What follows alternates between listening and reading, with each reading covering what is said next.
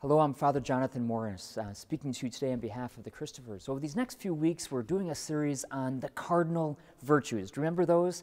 Those four virtues that Plato and Aristotle and others ever since have been talking about as the bedrock of good character, or as Plato talked in his Republic, that these are the four cardinal virtues of a good city, of a good society. What are they? Well, we've got prudence, we have temperance, we have justice and fortitude. Let's today talk about that first cardinal virtue, that is prudence. Another term for prudence is wisdom.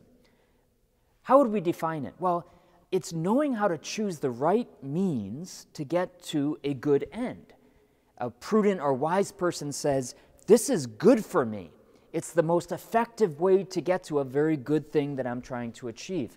Now, what is all of our ultimate goal as Christians? It's holiness. What is holiness? Well, it's union with God. It's becoming like God in that embrace with God in this life and eventually in heaven.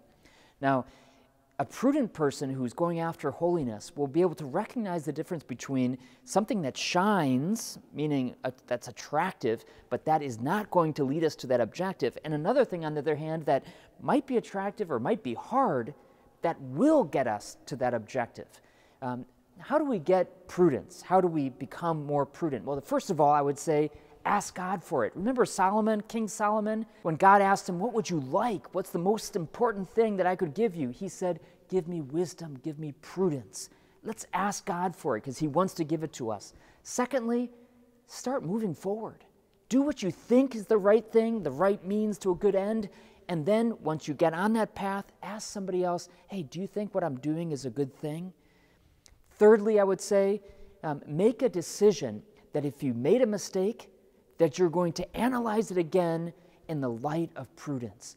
I've already made this decision. I'm already going for it. But you know what? I'm going to stop and I'm going to reflect. Is this the best means to achieve the end that God is calling me to? That's the first cardinal virtue. Let's put it into practice this week.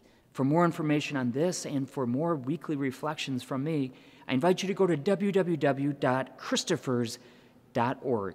God bless you.